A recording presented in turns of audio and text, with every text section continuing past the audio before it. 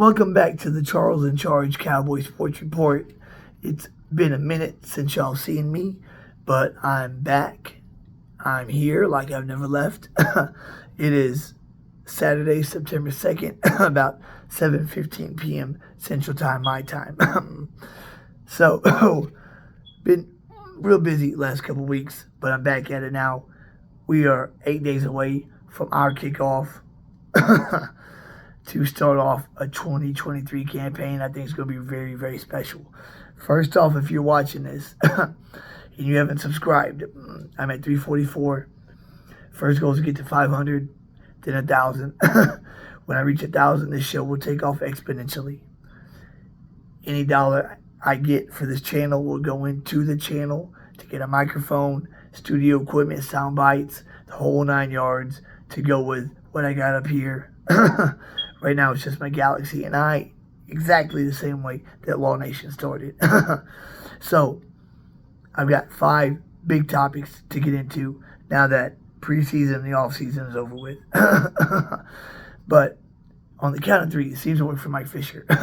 On the count of 3, if y'all can hit that red free subscribe button, it is a investment on your part that costs you nothing. It's a free investment.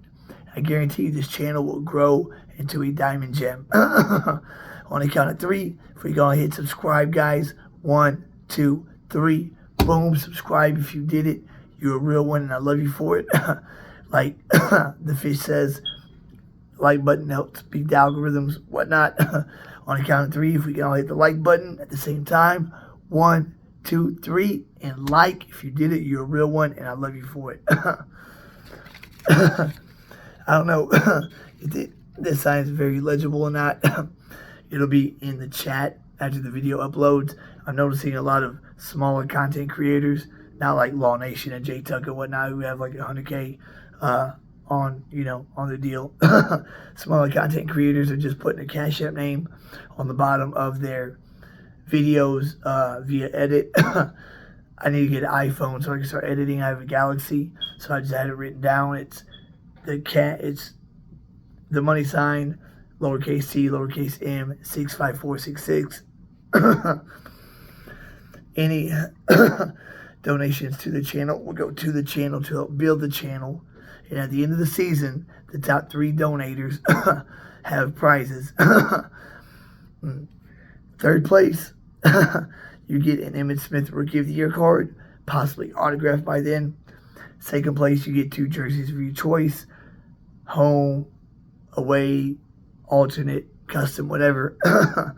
And first place, the top donator to the channel, is playoff tickets. Hopefully we get the 1 seed and it's the first round, and I can send you to Frisco, actually Arlington, middle deck, 50-yard line.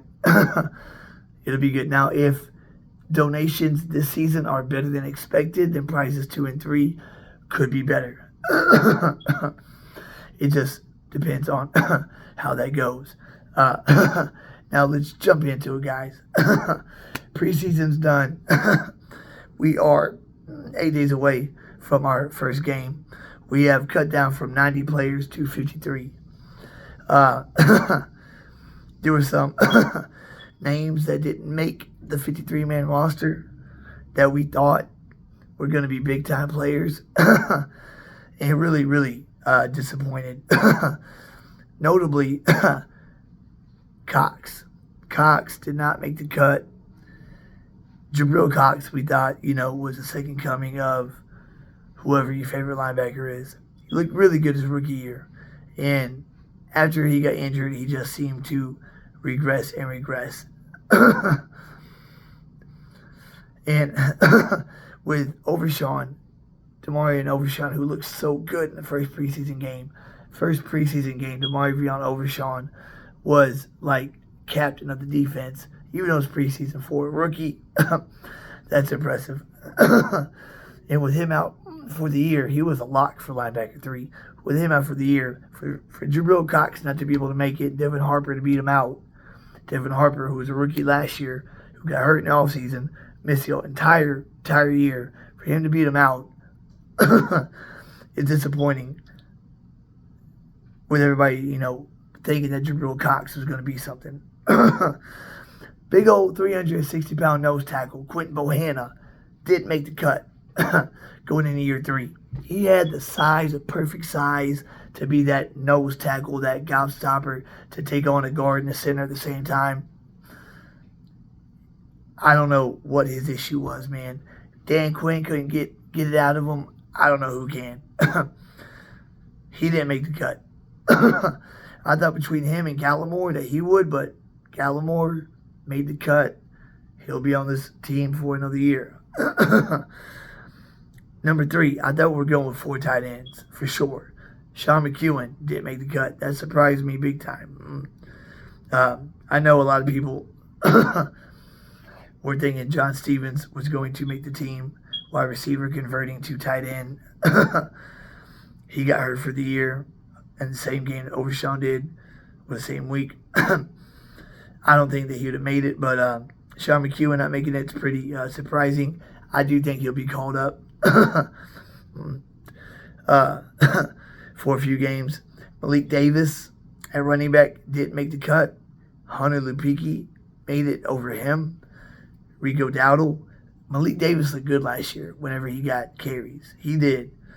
But Rico, the last 3 off seasons, had been injury plagued all off season. So he never made the team.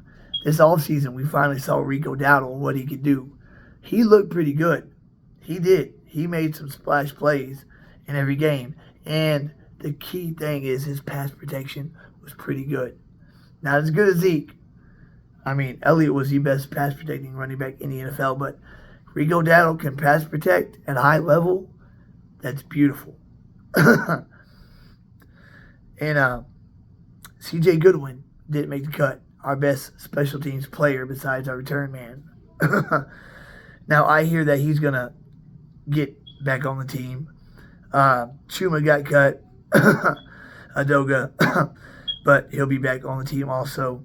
That's just like roster shuffling, kind of. Matt Farniak, backup center that can play guard, was just horrible in preseason.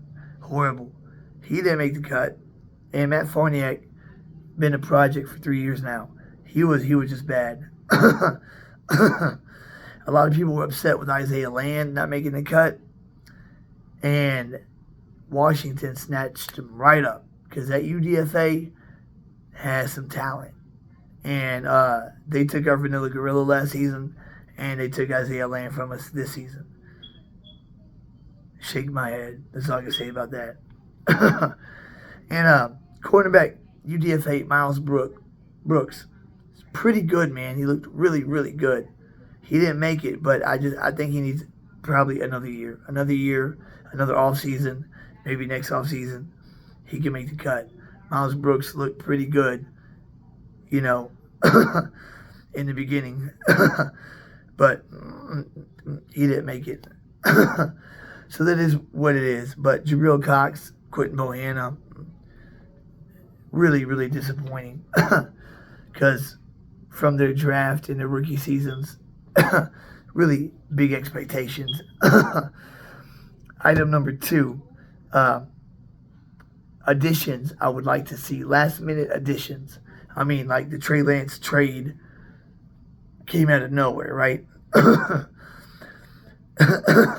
Just like the Stephon Gilmore trade came out of nowhere. Nobody was looking at that. Everybody was thinking if we got news, it'd be a DeAndre Hopkins trade. So a last-minute addition I'd love to see would be either Jason Peters, who put out a video showing that he's in shape and wants to play another year. His wife is cool with it. His family's cool with it. He is an excellent depth piece. He's probably the best number 6 lineman that we can have right now. I love to see him. Richards, our 5th-round pick, who will be backup left tackle. I think in another season, another year, another developmental year for him, year 2, I think he'll be pretty good.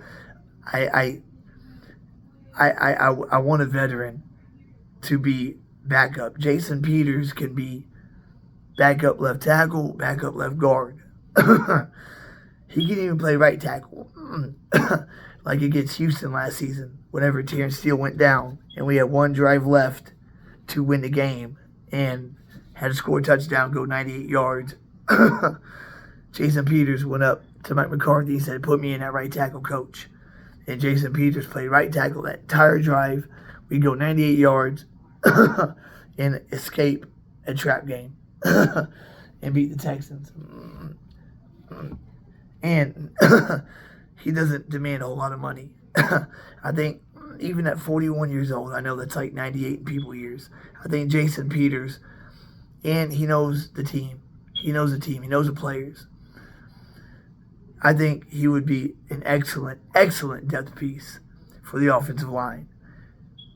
Not only because of his experience and that I think he can still play at a decent level, but the fact is that he could substitute for Tyler Smith if he goes down, or Tyron Smith if he goes down. Or possibly play right tackle if needed. If not him, offensive guard Dalton Reisner, who I hear wants $10 million a year. That might be why he's still out there. Had a down season last year, but Denver was a dumpster fire. He's been good his entire career, above average. Maybe in September his price tag goes down. I would love to see Dalton Reisner. I would love it. Between the two, I think it's a coin toss, because Dalton Reisner gives you excellent interior depth. Jason Peters gives you more depth, though. He can play more spots. Number 3, Ben Jones. He wouldn't cost much at all, and we don't have a backup center on the roster right now. Hoffman is on the practice squad. Be it Ash is our center. Matt Forniak showed he couldn't cut it. Ben Jones would be perfect 1-year cheap deal as a backup center, and he can play guard if needed. If not him, Austin Reeder. Basically, same thing. Backup center. Good backup center. He doesn't play much guard. He can, but, good veteran depth at center. And then the last 3 would be linebackers. Christian Kirksey, who's a free agent right now if we get an injury at linebacker. Nicholas Morrow or Anthony Moore. Anthony Moore didn't have a good year last year, but doesn't mean that he couldn't have a good year this year. But out of those 7 names, the first 2 are really the biggest ones. Our biggest weaknesses are offensive line and linebacker, and that's depth-wise. Right now, Asim Richards is backup left tackle. TJ Bass is basically backup left and right guard, I believe. And Chuma Doga will be backup right tackle. As of right now. But I would rather have a veteran. I know Chuma's a veteran, but hasn't had a lot of playing time. I'd rather have a proven veteran that's had success in the NFL as depth, as offensive lineman number 6. We'll see. The Cowboys aren't dumb. And they know that Tyron Smith, his last healthy year was 2016. No, I believe 2015. Then 2016 through 2019, he missed 3 games every season. 2020, basically missed the whole damn season. 2021, he misses 5-6 games. Then last season, he misses the first 3 months of the year, comes back in December. And I give him props for that, because when his hamstring came off the bone, we all thought he was going to retire. And he fought so hard to rehabilitate and come back right after Terrence Steele went down. He loves the game and he wants to get a ring. He deserves a ring, as does Zach Martin. I apologize for my cough. It's my Tourette's. It manifests itself in different little tics. Please, I work on that. I try to minimize it when I do my videos, especially. Topic number 3. What I think about the Trey Lance trade. To give a 4th-round pick for a number 3 overall pick quarterback that San Fran swapped their number 1 pick in 2020, gave their number 1 pick in 2021 and 2022. No. He was drafted in 21. So San Fran swaps first-round picks with whoever they traded with in 2021, gave them the first round in 2022 and the first round this year, on top of a 3rd-round pick to move from pick 10 to pick 3 to get Trey Lance. Now, their playbook over there in San Fran is very complex. A lot more complex than our playbook is. And maybe a change of scenery could be good. Now, I think personally, he's not a threat to Dak right now. I think he's going to be a project, kind of like Romo was. You know, Romo he didn't start the season as a starting quarterback till his 5th year. His 4th year is when he became the starter. That was midseason. He was UDFA in 03, 03, 04, 05. Then his 4th year, Monday Night Football, Bledsoe gets benched at halftime. He comes back in. Lance is going into his 3rd year. So I think he's a project and also an insurance policy. Because what if he, in the next 2 years, really gets it and starts to, show signs of this kid's ready? He would have to play really well on a cheap deal for a couple of years before getting the bag, because you got to prove it before you get the bag. Now, I also think by mid-season this year that he could have his own little package of plays, RPO kind of plays, where you got Tony Pollard and Deuce Vaughn in the backfield with Trey Lance under center. And that right there just sounds like a wicked RPO. I mean, you could do so many things. And Trey Lance is no, bum. He's played 6 NFL games, so he can throw the ball too. So you could go out with that package. Defense thinks it's an RPO. It could be a fake RPO and wind up being a pass. I think he's had 400 pass attempts since high school. So last year, Dak Prescott had more pass attempts than Trey Lance has had since high school. Kid just needs more time to develop. And to get a talent like that for a 4th-round pick, why not? We don't draft quarterbacks anyway. Everybody thought we'd take Max Duggan in round 7. We took Jalen Brooks, who's turning out to be pretty good, not bad. Jalen Brooks had, no speed, wasn't, too tall, didn't have a huge jump, and made the team. And he was the rookie I said that wouldn't make the team of all of them. He surprised everybody. But the Trey Lance trade was not bad. Go for it while you can. Why not? 4th-round pick for top quarterback talent that, during draft time, that could develop into something very special. Especially if later on down the line, even if Dak wins it for us this season, later on down the line, there could be problems. And if we got a good guy, a young kid, 23 years old right now, if he's 25, 26, and he's ready to roll, and he's really good, it's a good problem to have. Topic number 4. So with the guys that we have on the squad now, unless, we add a couple guys, the 2 guys on offense and the 2 guys on defense that can make or break our season. On offense, the 2 players on offense that can make or break our season is pretty evident. Left tackle, Tyron Smith. If that man can stay healthy and miss out of the 17 regular season games, if he can miss 4, that's it, just 4, that would be great. That would be great. If he only misses 4 regular season games and is healthy throughout the entire playoff stretch, that would be great. Because I believe if he just misses 4 games, we can fill in, and those 4 games we can pull out. depending on who we're playing. Now, if we're playing Philadelphia, it's going to be a problem. Or if we're playing San Fran or somebody with a wicked pass rush, it's going to be a problem. So if Ty Smith is going to miss a couple games, you're going to want him to miss, game against Carolina or Arizona or, a team like that. Not, one of the teams that have a good defense. But if he stays healthy all year, then our offensive line will be super good.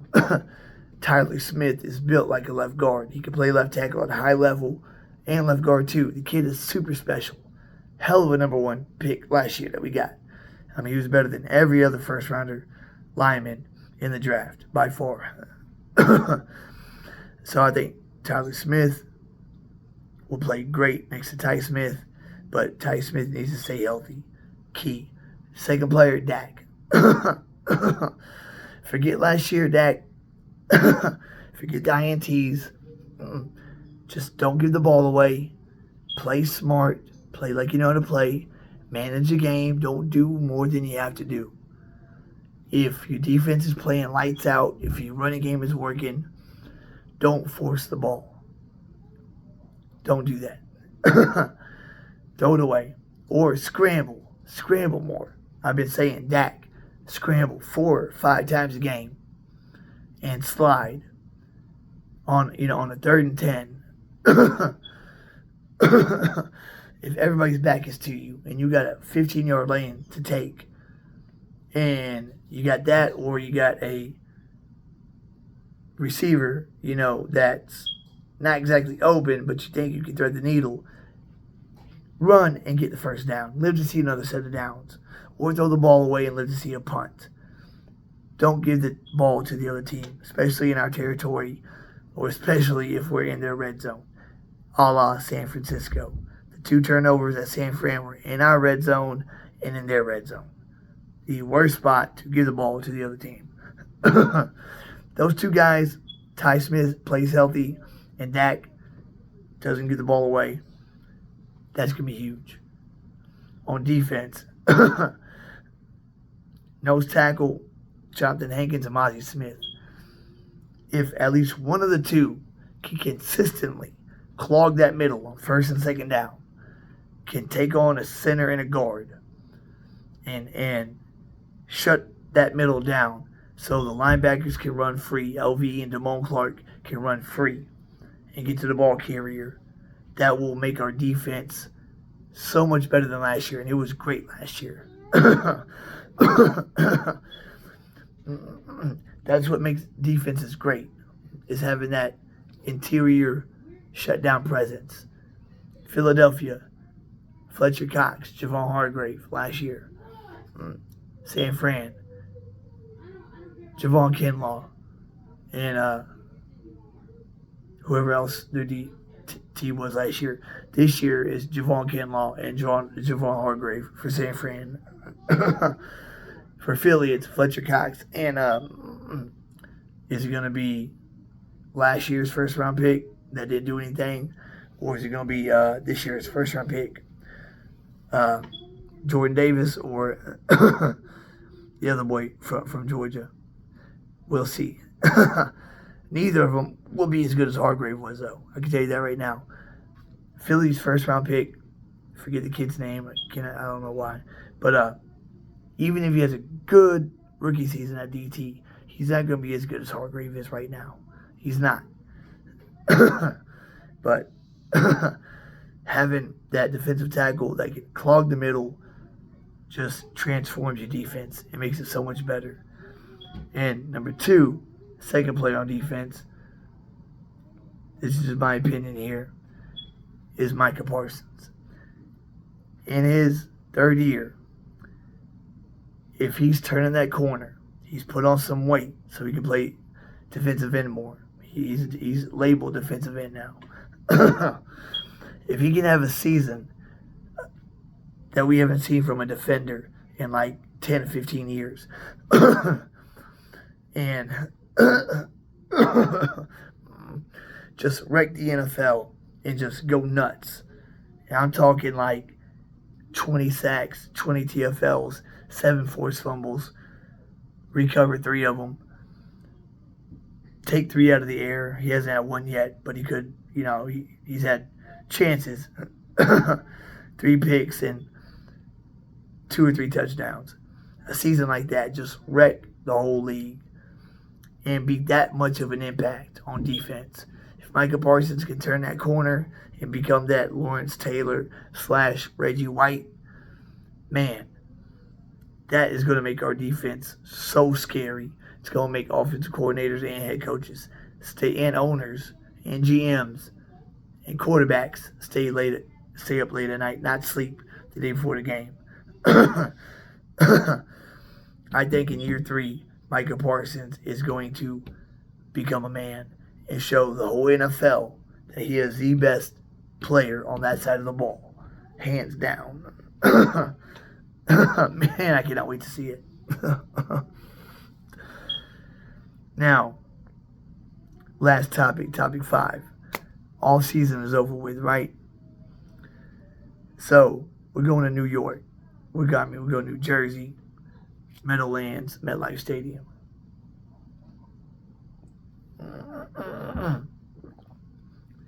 This week 1 game is pivotal, super important to set the tone for the season. This team is this year's team. Forget the last 28 years. Because since 2014, if we lose week 1, we have a great season. If we win week 1, we don't make the playoffs. 2014, we get blown out by San Fran week 1. We finish 12-4. Have the Dez no catch in the playoffs. 2015, we win week 1. Start off 2-0. Romo breaks his collarbone. Finish 4-12. 2016, we lose week 1 against the Giants. And we go 13-3, number 1 seed. 2017, we win week 1 against the Giants, and we finish 9-7, miss the playoffs. 2018, we lose week 1 against Carolina, finish 10-6, get a playoff win, lose to the Rams. 2019, we win week 1 against the Giants, finish 8-8, miss the playoffs. Now, 2020, injury plagued year, lost week 1, the whole season was bad. 2021, opened the season with a loss against Tampa Bay. Go 12-5. Last season, opened up with a loss against Tampa Bay. Go 12-5. This year's team is its own team. Last 28 years, obsolete. This team is its own entity. This week 1 game against the Giants, super important to set the tone for the season. Now, Donovan Wilson, I don't think he's going to play. Sam Williams has turf toe. That is a lingering issue that can bug the crap out of you. Now, Sam Williams is young. He can recover pretty quick. I remember Primetime having that same injury, back in like 96, 98. And he was out for a long damn time. And everybody was real pissed off because he was making all that money and he wasn't playing because he had a hurt toe. That's what fans are saying. Turf toe ain't no joke. So probably won't have Donovan Wilson or Sam Williams week 1. Jordan Lewis is off the PUP list. I don't see him playing week 1, though. I don't think he's ready.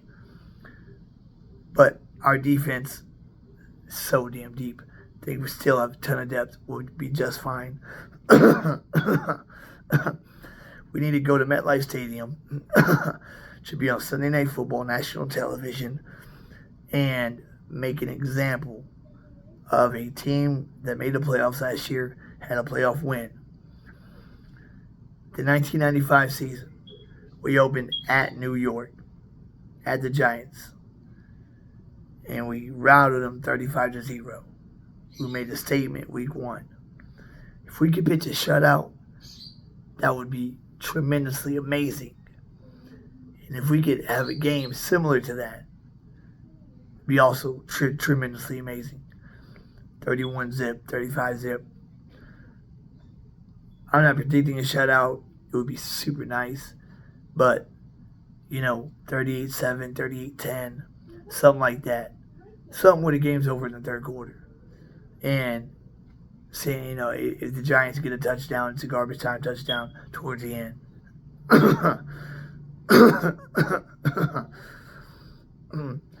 We just need to make a statement week 1, blow the doors off MetLife Stadium, and let the NFL know that we are for real. And then let the games begin. This team is for real. This depth chart we have, it as of right now, starting quarterback, Dak, backup quarterback, Cooper Rush, which is probably the best backup quarterback in the NFL right now.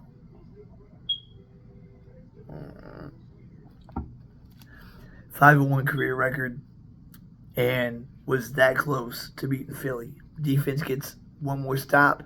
I believe Cooper Rush takes a lead. And quarterback 3, Trey Lance. Running backs, Tony Pollard, Rico Dowdle, Deuce Vaughn. Wide receivers, CeeDee Lamb, Brandon Cooks, Michael Gallup. I think that trio of receivers is as good as any trio in the NFL. Michael Gallup has 2 legs this season. Takes a receiver till his second year to recover from ACL tear. Michael Gallup has his 2 legs this year. With Brandon Cooks and his speed, we haven't had a speed guy since Joey Galloway, guys. And that was 2001 to 2003. We have not, and Rocky Ishmael in '99, who played a couple seasons, but we have not had a good speed receiver in 20 years.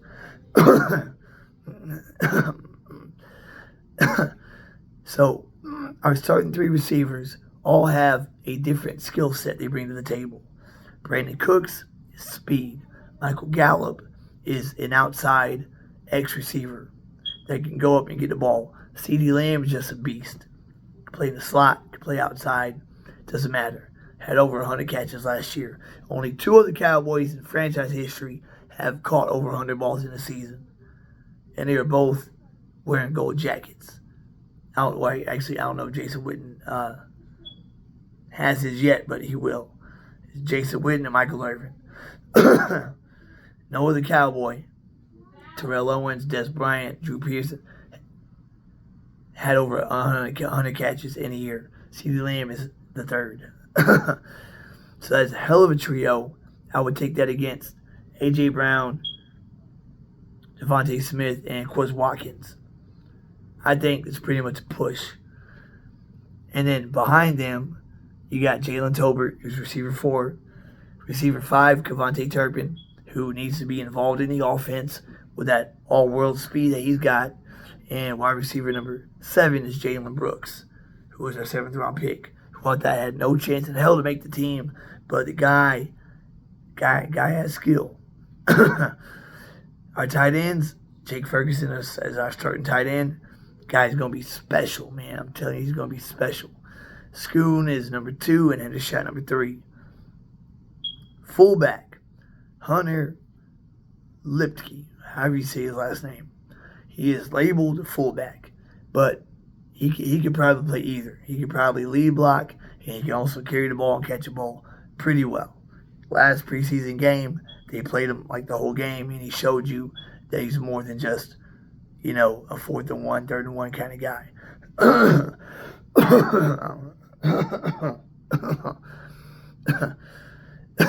And y'all all know our starting 5. Tyron Smith, Tyler Smith, Beard Ash, who's coming off a Pro Bowl season on a contract year. So you know that Beard Ash is going to ball out. I wouldn't be surprised if Beard Ash makes the Pro Bowl outright, not just an alternate. Zach Martin and Terrence Steele. And I hope Terrence Steele gets to be 100% this season. Gets back to form like he was last year. Because when he was healthy last year, we were running off that right side with him and Zach Martin like at will. Asim Richards, backup left tackle. Tyler T.J. Bass, interior. Backup Chuma Doga right now, backup right tackle. On defense, our defensive line, left defensive end, Tank Lawrence, left defensive tackle, Jonathan Hankins, right defensive tackle, OC, right defensive end, Micah Parsons. Behind Tank, you got Sam Williams and Vladimir Fogo Jr. Behind Hankins, you got Mozzie Smith. Behind OC, you got Gallimore, Chauncey Golston. Behind Parsons, you got Dorrance Armstrong and Dante Fowler.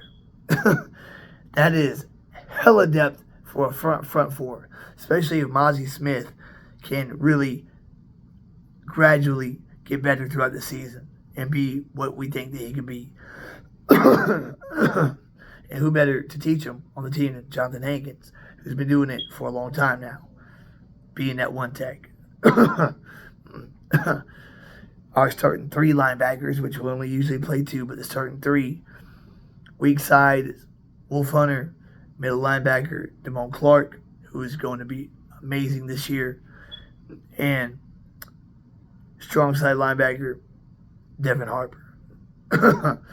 Back up to Damone Clark is Marquise Bell, and back up to Harper would have been, actually, Overshawn would have been in Harper's spot, but he's on IR. That is such a shame, man. DeMarvion Overshawn looks so damn special so early.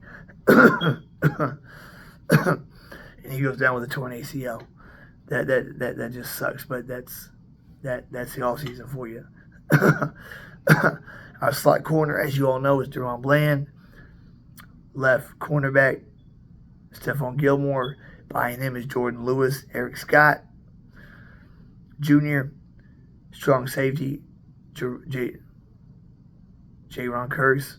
Behind him is Ikwamu. Free safety, Donovan Wilson. Behind him, Malik Hooker. Behind him, Wanye Thomas, who looked very good this offseason. Right cornerback, Trayvon Diggs. They have Deron Bland as his backup. And then behind him, Noah, the guy that we just traded Kelvin Joseph for. Straight up disappointing cornerback swap trade. I think in 2020 or 2021, yeah, I think 2020, they took Noah Igby in the first round, Miami. And the following year, we took KJ in round 2, and we just had a straight-up cornerback for cornerback swap. So hopefully we got the better end of the deal. Hopefully Noah, who said he needed a change, needed out of Miami, can really be something. Special teams, our place kickers, Brandon Aubrey. I don't like it. I know he made a 59-yarder, 60-yarder in the last preseason game. Brett Maher had Brett Maher had a good season last year. He was Money Maher.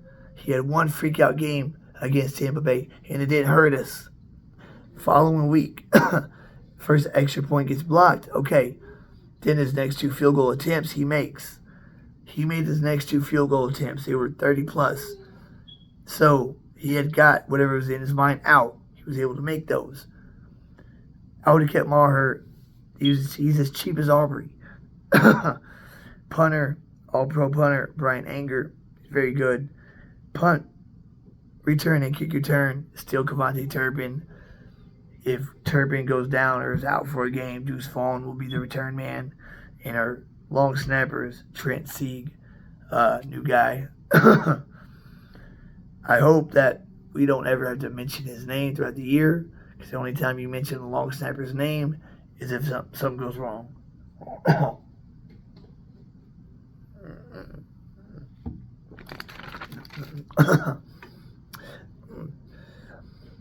So, training camp, preseason, off-season is all over, guys. It's game time. I am ready. I am so ready. I cannot wait for this next week to go by. If you happen to reside in Houston, Texas, where I do, Christian's Tailgate by Reliant Stadium has officially become a Cowboys sports bar and grill. I'm part of a club called Star Status Houston Chapter. The Houston chapter is the 13th one. It originated in Los Angeles. Jerry Jones knows about us. The week before they invited me into the club, they met Emmitt Smith, had a meet and greet. Man, I was like, oh yeah, y'all couldn't invite me like 2 weeks before that. I would have loved to have met Emmitt. I would have brought my rookie card, got that thing autographed. But it's pretty cool. A lot of cool perks being part of that club. Next year, my money should be really good. I should be able to go to Oxnard, and at training camp, I'll be able to get into certain areas other people can't. Yeah, I touched on basically what I want to touch on. My record prediction has not changed. It's still 13-4. 13-4.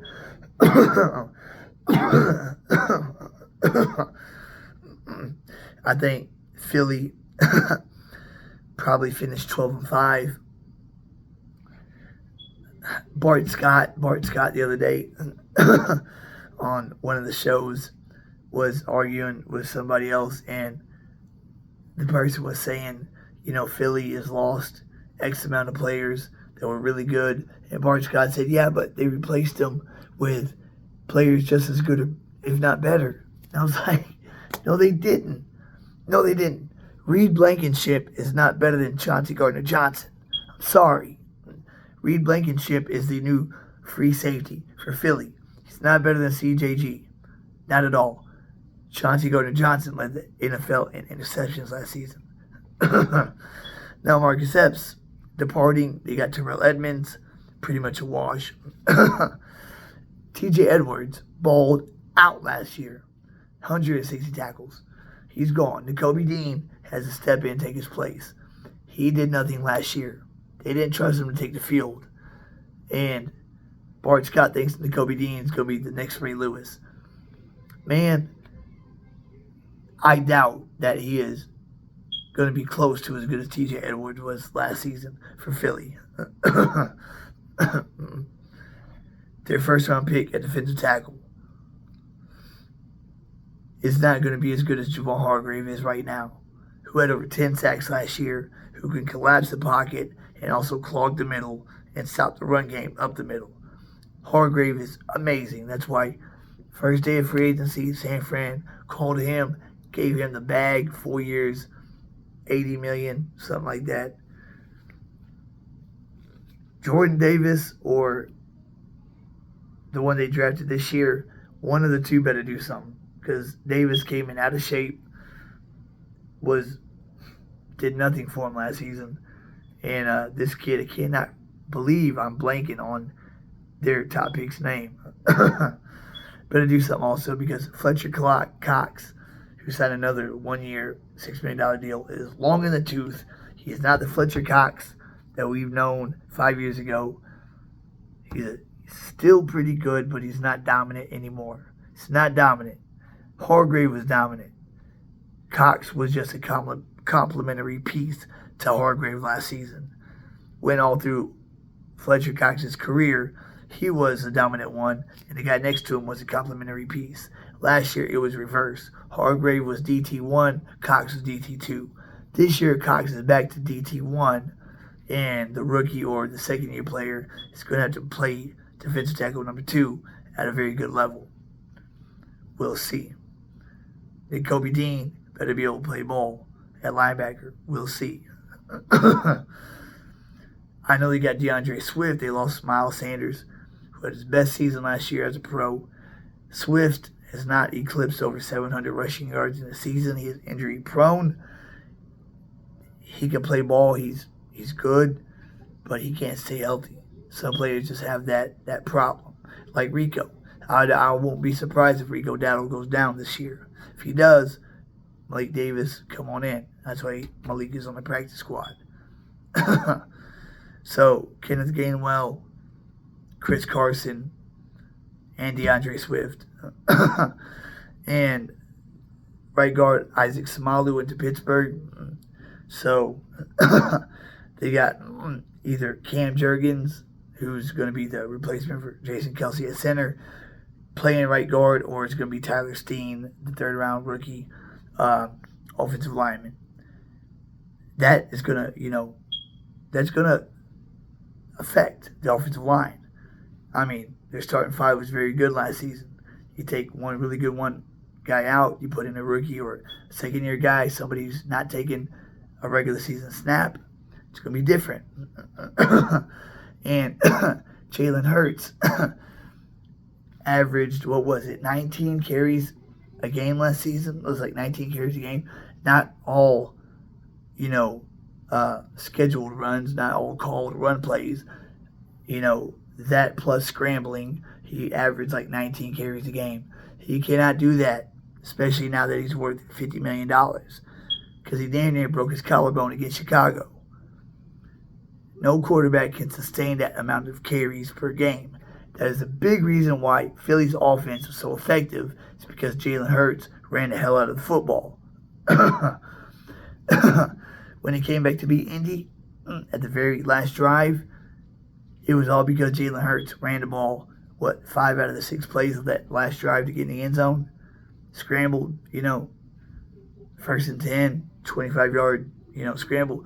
He cannot keep that up, and he won't this season. And if he does, he will go down. That's why they got Marcus Mariota as backup, so they can have a similar type quarterback to replace Hurts if he gets hurt. Now, we saw how well they played without the starting quarterback last year. We saw how well we played without a starting quarterback. We came together as a team, went 4-1. They went 0-2. I believe we are the best team in the division. San Fran, Brock Purdy looked good last year. His arm strength was a question mark. That's why he didn't get drafted. I mean, he did. That's why he was the last guy to be drafted. And now with that big-time injury he got on his throwing arm, who knows what he's going to be this year. They don't have Trey Lance now. They don't have Jimmy G. They got with Baker Mayfield as their backup. Is him or Sam Darnold, one of the two. They're both the same to me. So, without D'Amico Ryans, that San Fran defense better just play great on personnel alone, which they got great personnel, but Philly, San Fran, Dallas are the top 3 in the NFC.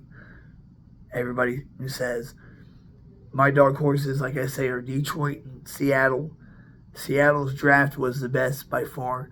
Whoever says that Philly had the best draft, it makes no damn sense.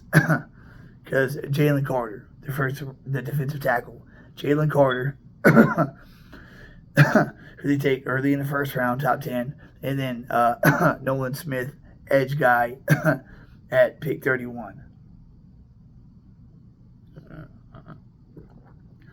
Then they had no second-round picks, and they had 2 third-round picks. Seattle had 2 first-round and 2 second-round picks. In the first round, they got the best corner and the best receiver in the first round of the draft. Devin Witherspoon was the number 1 rated cornerback coming out of the draft. They got him to team up with the other good cornerback that they got. And then they got the best receiver rated in the draft, Jackson Smith-Njigba. And then in the second round, they get running back Zach Charbonnet. And then an edge guy, I forget what his name is.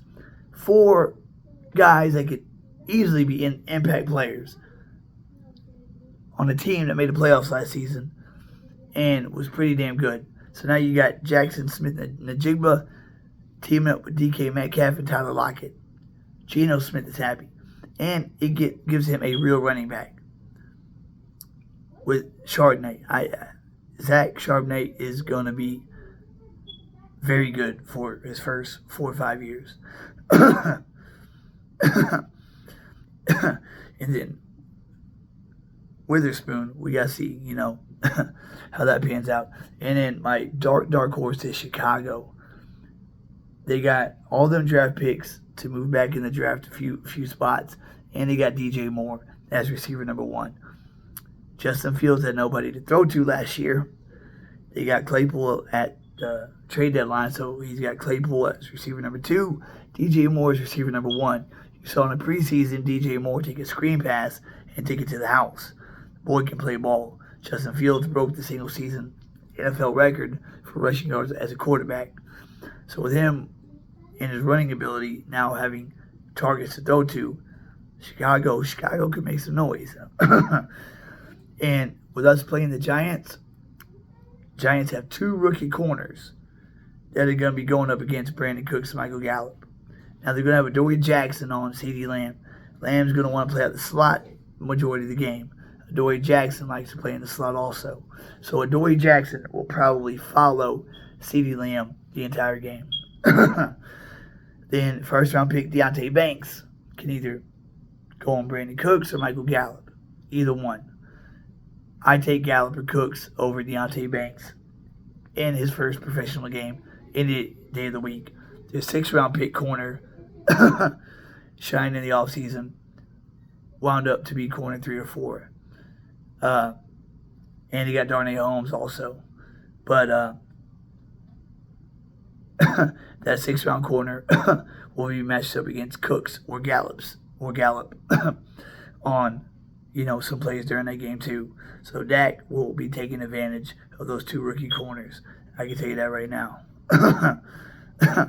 I'm glad that we got Zach Martin happy because Leonard Williams, who had a down year last year, but I think will bounce back this year, and Dexter Lawrence, who had a double-digit sack season, is getting better.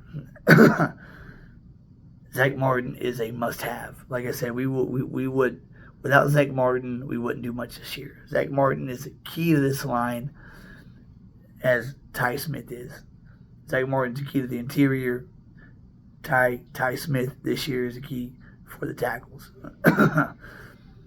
That's it, guys. I'm going on 52 minutes. If you watch to the end, you're a real one. I love you for it. Please subscribe, like, and share, guys. I am back. I'm going to be dropping videos pretty frequent now that the season has started. And September 10th, get ready to celebrate because we're going to blow the doors off the Giants at MetLife. Blow the doors off the Giants. Hell, in the 4th quarter, Dak Prescott might sit the last 8-9 minutes. And then we'll be getting ready for the Jets week 2. Aaron Rodgers, who's been our daddy, we're going to send him off in the sunset like we did Tom Brady. But that's it for this episode, guys. Keep God first and foremost. He goes before everything, even this. Seek Him in His righteousness, and everything else in your life will fall into place. I am a living testimony of that. It is my job to share the gospel, not turning this into a religious program, but I gotta say it in every video. If you have any questions about that, hit me up in the chat. No problem. Like I said, please subscribe, like, and share, guys. Help me grow this channel.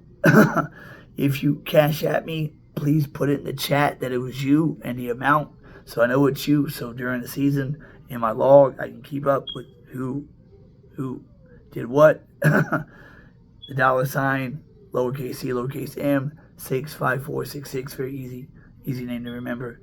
It'll all go to building this channel. Big things ahead of us, guys. Get excited. Time is almost here. I'll catch y'all before the game. I'll catch y'all with a good pregame video. Hopefully this week we make a move and bring in a veteran interior presence. Call Jason Peters up. Bring him back for a vet minimum deal. Man just wants to get one more ring. Why not, Jerry Jones? Why not?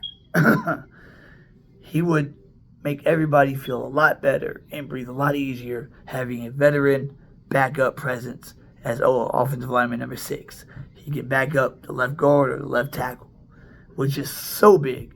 If Ty Smith goes down, he can go and play left tackle, and he can play a full game. I'd much rather have him filling in for Tyron Smith for 3 or 4 games, or 5. God forbid 5, but then Asim Richards, the rookie. But we'll see if we make any more moves. I hope we do. Until then, y'all have a good holiday weekend. It's Labor Day weekend. Don't do anything I wouldn't do. Don't get in trouble. Have fun. And I'll catch you guys on the flip side. Charles in Charge is out.